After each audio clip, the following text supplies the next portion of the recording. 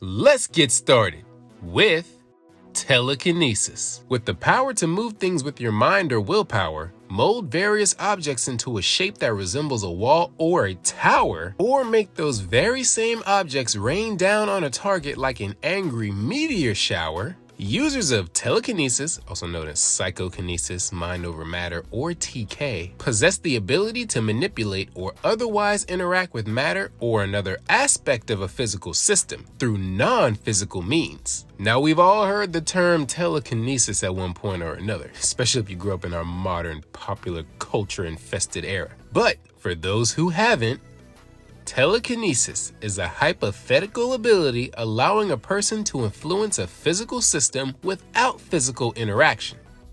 Commonly, its most fundamental trait is to move and/or control objects, or to generate and apply a physical force on a target or potentially an area without physical contact. The most common form of telekinesis in fiction is psychokinesis, and the terms are often used interchangeably, as psychokinesis is often still linked to the user's mind to some degree, commonly with some outside force acting as a medium. So the target's mind itself is able to interact with whatever object you decide to target. And in some cases, additional guidance through the use of gestures or general bodily motion can help add power or fine motor control when using any version of this power. Typically speaking, though, the power usually manifests as some kind of field or a layer made out of, glowy energy. But there are examples of physical forces being used, such as, kinetic energy, or even some types of matter, like water or earth or even air. However, in order to draw a line in the sand so I don't confuse or muddle my point, strictly speaking, psychokinesis refers to telekinesis achieved with psionic powers, which basically means powers that stem from the mind. But telekinesis itself can refer to a variety of different means of influencing matter or energy from a distance. For example, spells that let someone control or otherwise affect objects at a range without specifically stating that it came from the mind can be considered a form of telekinesis.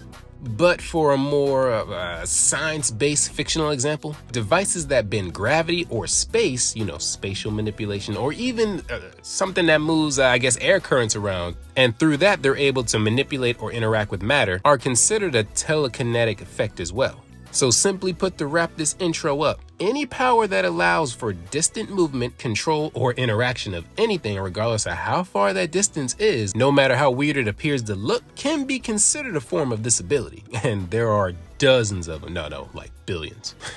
But the funny thing about this power is that anything can be used to telekinize something else. That's not a real word. That's right, it can be anything from smoke, water, steam, and yes, something as small and abstract as that like and subscribe button. That too can be used to control objects in a push or pull manner. How was this done exactly? Well, before I tell you that, nice try, I'm gonna need you to do the Shay a favor and hit that like and subscribe button. And once you do that, you'll see that little red button has more push and pull over what you want to watch than you realize, especially in regards to this channel. But if you don't care too much about the effects and already possess the power somehow, then at least do me a favor and hit that share button so others can know about the so-called effects of that like and subscribe button that I listed earlier. Trust me, they're real. But if you're ready to move things without moving, then let's go. The origins of this fictional concept, and yes, unfortunately, it's a fake concept, have kind of a weird origin, if you can call it an origin at all. There have always been those that have claimed to be in touch with the supernatural, as telekinesis, or as we understand telekinesis and portray it in popular culture, is usually seen as a supernatural effect. And for the longest time, aka thousands to millions of years, was never given much more credence than that.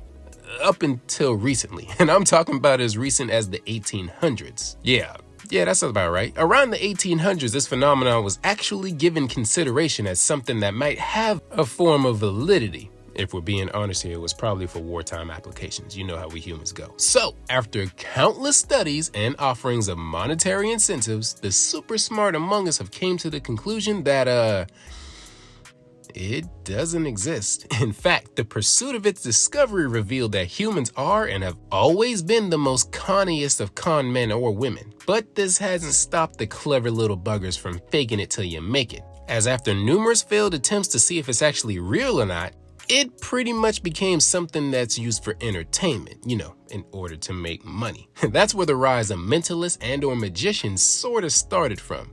People that can so-called bend spoons by looking at them or levitate themselves or their assistant. But of course, because this is considered something supernatural, it has roots in myth and legends of various cultures around the world. Of course, they didn't call it telekinesis, as that term is more modern, even though it does have roots in Greek phonetics. The power itself was more or less simply called magic. And as you guys know, in most cultures, magic is seen as something that comes from either a divine or a devious figure, aka gods or devils, or the respective mythological equivalent. And the most popular and common examples of this in mythology are users using an object like musical tools or ritualistic movements or shapes to produce said effect, of moving matter without touching it. Okay, let's get the boring part out of the way.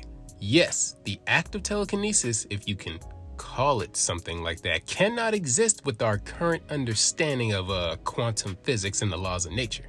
Yes, this ability can be and is often conflated with others like psychokinesis. And yes, in following the theme of the previously mentioned, because this power operates by having the user exert a physical force completely separate from themselves, it can come from the mind, but this isn't always the case, as motion-based commands and verbal commands are pretty common and allow the user to control other objects or beings as well.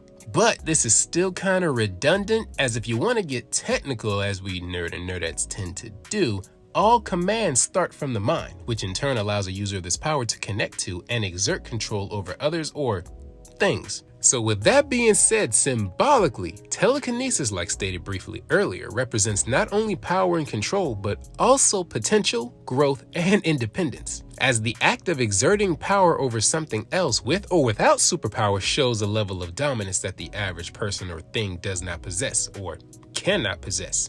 So the process of wielding this force can lead to growth, transformation, and allows a form of self-autonomy too.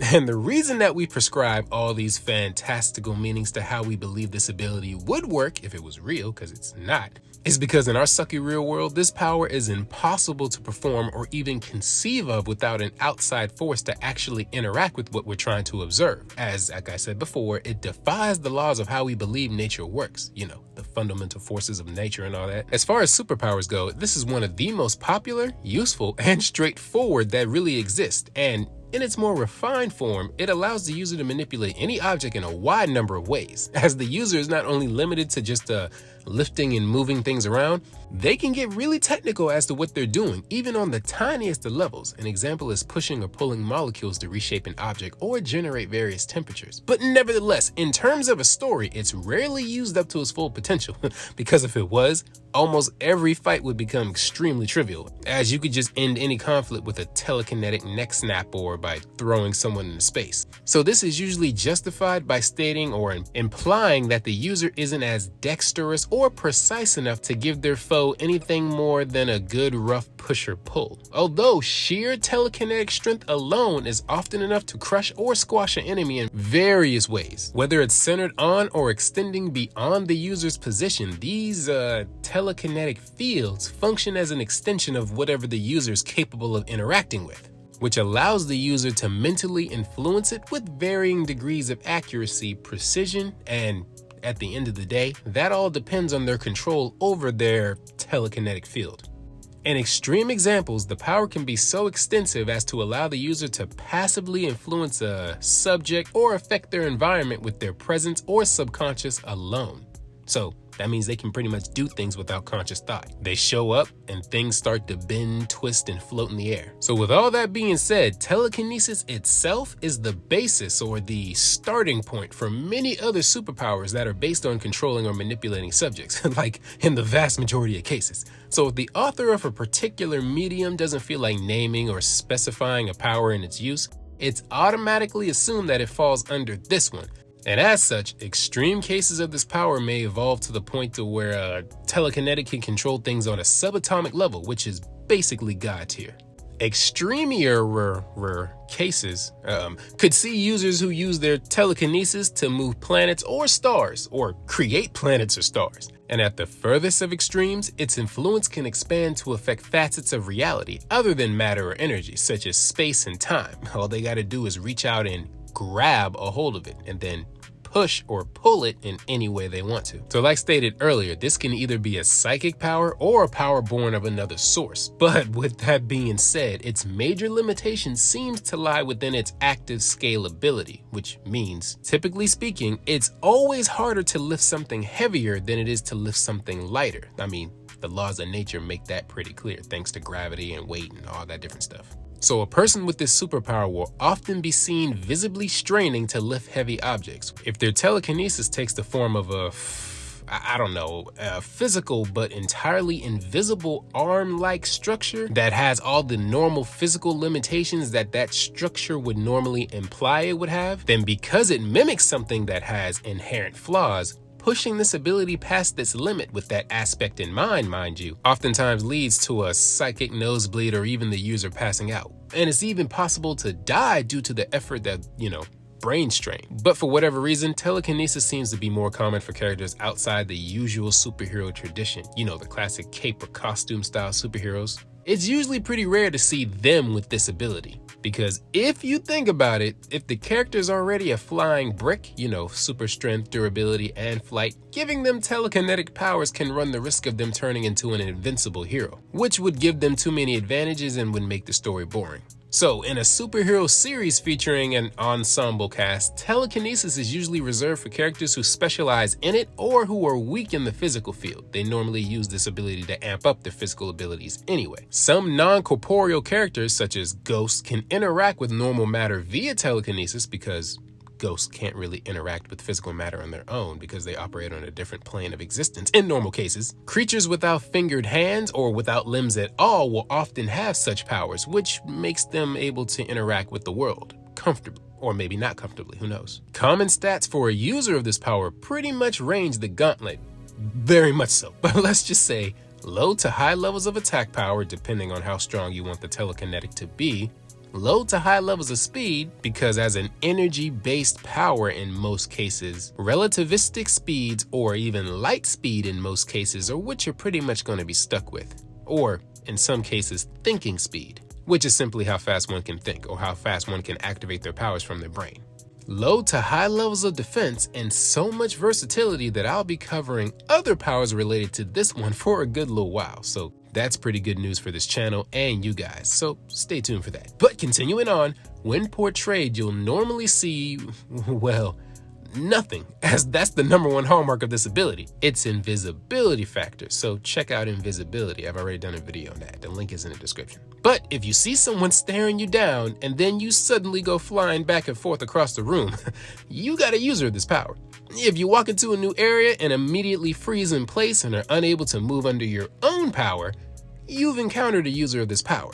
For creators with a little bit more creativity, they'll introduce their version of an invisible world or an invisible energy that can only be seen by special people, excluding us normies. So actions normally performed with this invisible force or inside this invisible world looks like telekinesis to us, when in actuality it's instead some fighting spirit or evil presence or ghost or variation of life energy that interacts with the visible world. We just can't see it. Shoot, they'll even have characters straight up use elements like water, air, gravity, magnetism, vibrations, light, spatial matter, etc. and use it to push or pull objects by enveloping the target and then, moving it around as such.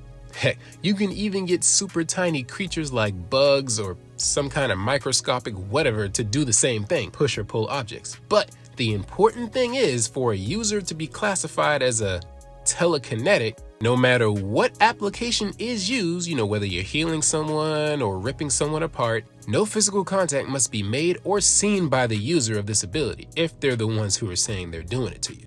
And unfortunately, that's where we're going to end part 1 of this video. Don't worry though, part 2 is coming up fairly soon, so stay tuned for that as we get into the various application uses and, well, users of this power. So remember to hit that like and subscribe button. Thanks for your support, And don't push me away. I promise I'll be back with part 2 soon.